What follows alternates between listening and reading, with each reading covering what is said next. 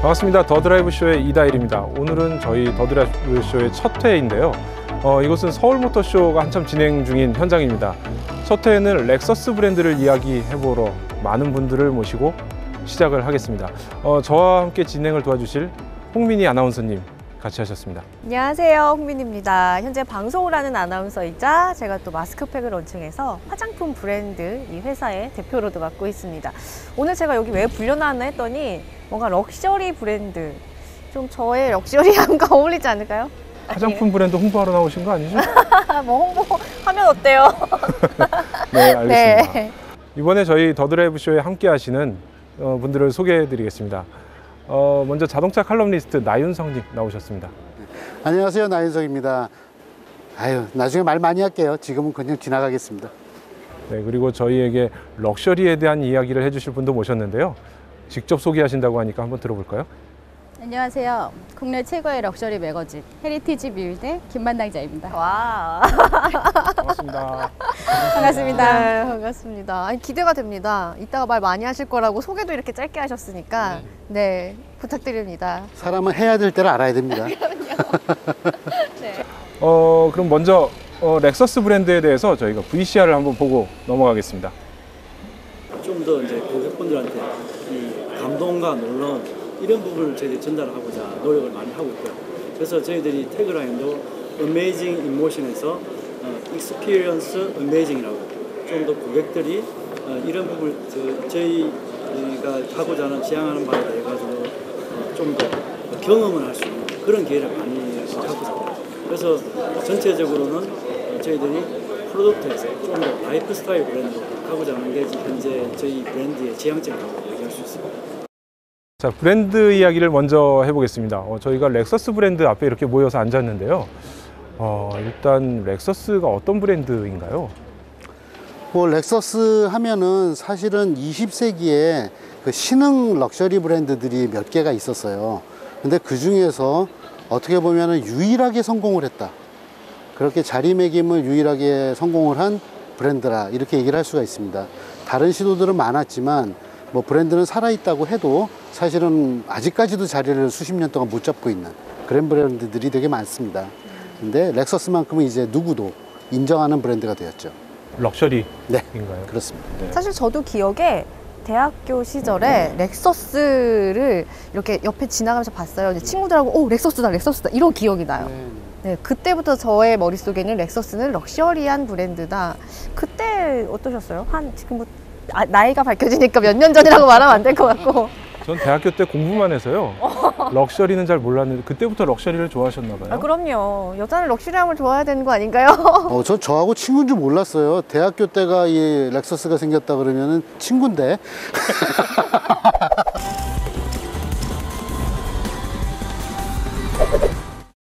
지금 럭셔리가 한 30년 정도 된 건데 럭셔리가 그러니까 렉서스가 그렇다면 30년 동안 정말 아까 럭셔리 브랜드를 유지하는데 좀 가장 좀 중요했던 요인 이런 게 한 몇 가지가 있을 것 같긴 한데 가장 좀 큰 걸 어떻게 생각하시나요? 일단은 렉서스가 어떻게 시장에 접근을 했는지를 보면은 가장 쉽게 이해할 수 있을 것 같습니다. 처음에는 당연히 다른 럭셔리 브랜드에 비해서 조금 더 고객들한테 혜택을 드리는 그러한 전법을 선택을 했어요. 그러니까 가격은 뭐 중대형차 수준의 독일 중대형차 수준의 가격인데 사실은 차는 그 대형차급의 성능과 안락함과 이런 편의성을 주는 사실 그런 이해하기 쉬운 거로 시작을 했지만 나중에 가면서는 그거 이상의 어떤 품질도 진짜 좋다. 차 자체가 절대적으로 좋다라는 것이 인식이 되고 그리고 사실은 차가 고장이 없다라는 게 오너들한테는 정말 큰 혜택이거든요. 진짜 고장이 없어요? 네, 일단은 사람들한테 귀찮게 하잖아요. 그러니까는 오너가 정말 대접받는 느낌도 나고 사실 항상 믿을 수 있는 친구다 그러면은 그것만큼 신뢰할 수 있는 게 어디 있겠습니까? 근데 사실 이 고장이 안 난다라는 게 좋게 해석을 해봐야 되나요? 남자분들은 이제 차 이렇게 좀 타다가 고장을 핑계로 또 바꾸고 싶어 하시고 이러는데 10년을 차를 탔는데 고장이 안 나서 못 바꾸시고 있다. 그렇죠. 저는 개인적으로 뭐 이런 거 방송 나가면 좀 그렇지만 자동차 10년 타기는 저는 별로거든요. 한 3년 주기로 바꾸면서 즐겁게 타는 게 좋지 않을까. 맞아요. 이거 옛날에 이거 뭐 저희 부모님 시대 때는 그 재봉틀이 그런 게 있었대요. 재봉틀이 써도 고장이 안 나요. 그러다 보니까는 회사 특정 얘기. 예. 하여튼 그래서 어떤 경우가 생기냐면 회사가 망했어요. 그러니까 한 번 나간 재봉틀이 망가지질 않으니까. 근데 저는 우스갯소리로 렉서스는 그런 차를 만들고 싶었나 보다. 정말 완벽한 차를 만들고 싶었구나. 그러면은 자기의 실력을 사람들이 끝내 알아주겠지. 그런 식으로 진심으로 접근을 했던 것 같아요. 그리고 그게 이 회사는 진정성이 있다. 그렇게 받아들여지니까 정말 짧은 시간 내에 럭셔리로 자리매김을 할 수 있지 않았나. 그런 생각을 합니다. 그런데 너무 이 렉서스 앞에 계셔서 그런지 좋은 말씀만 해주시는 것 같아서 좀 안 좋은 얘기도 할게요. 왜냐하면 다들 실패하면서 배우는 거니까. 그래서 지금 보면은 렉서스가 사실은 그동안 되게 편안하고 조용하고 나긋나긋하고 믿을 수 있고 이런 아주 신실적인 얘기만 하다 보니까 이게 잘하다 보면은 좋은 차인데 잘못 받아들여지면 아버지 차 같고 맞아요. 네, 할아버지 차 같고 젊은 사람들은 별로 안 볼 것 같고 너무 자극이 없는 그런 것처럼 느껴진다라는 부분이 조금 위기감이 있었나 봐요. 그래서 한동안 렉서스가 젊어져야 된다. 그런 부분에 대해서 조금 집착을 했었던 적이 있어요. 그래서 갑자기 그렇게 부드럽고 온화했던 얼굴이 갑자기 SF 영화에 나오는 주인공 얼굴처럼 입이 째진 그 스핀들 그릴이 좀 과장이 됐었죠. 한 3년 전부터 이제 디자인이 이렇게 좀 바뀐 것 같아요. 네, 그래서 왜 그랬는지 이해는 되는데 너무 이렇게 한 방에 쑥 들어갔었어요. 그러니까 사람들이 기존에 있었던 고객들이 어떻게 좀 적응을 하고 달라질 수 있는 자기를 준비할 수 있는 기회를 안 줬어요. 그러니까 갑자기 이게 뭐야? 이렇게 됐던 거죠. 근데 그러다 보니까 부작용도 있고 저항도 있고 이래서 렉서스가 이랬나 봐요. 이거 이런 식으로 한 방에 그냥 자극적으로 가는 거 답은 아니었던 것 같다. 그러면 고객들한테 진짜 럭셔리를 느끼게 하려면은 뭔가 스스로 체험을 하면서 느낄 수 있는 거리를 만들어줘야 되겠다. 그래야지 고객들이 직접 체험을 하고 그래서 이제 내가 이 차를 사니까 내 삶이 럭셔리해졌구나. 놀랍다. 그래서 Experience Amazing이라는 그런 슬로건으로 귀결이 된 것 같아요. 그러니까 이거는 실패하면서 다시 배운 거라고 볼 수 있어요. 좀 안 좋은 얘기 해주시는 줄 알았더니 끝은 훈훈하게 끝나는데요. 근데 아까 그 스핀들 그릴이 과거에는 조금 과격했는데 그 뒤에 좀 디자인이랑 좀 맞지 않다라고 얘기를 하셨는데 그 오늘 런칭한 LC500H 같은 경우에 제 생각에는 굉장히 그 과격했던 앞모습과 이제 그 옆 라인과 모든 것이 다 맞아 떨어진다. 맞아요. 그래서 이게 굉장히 정말 렉서스의 미래가 보인다 이런 생각이 들 정도로 디자인이 정말 마음에 든다고 생각하거든요. 그렇죠. 이게 전에는 이제 아주 소담한 옆 라인과 뒤태는 그냥 두고 앞에 얼굴만 갑자기 격하게 바꾸니까 뭐가 수술하다 잘못된 것 같았어요.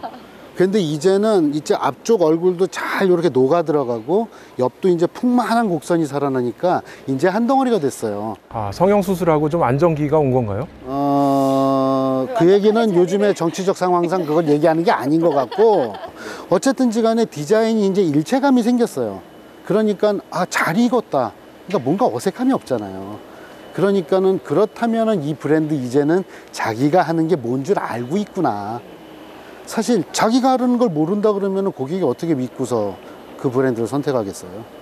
송민희 아나운서께서도 이런 렉서스 브랜드가 럭셔리하다 이런 걸 알고 계셨으니까 대학생 때부터요. 그때는 안 젊어졌었는데 럭셔리함 때문에 알았던 거고요.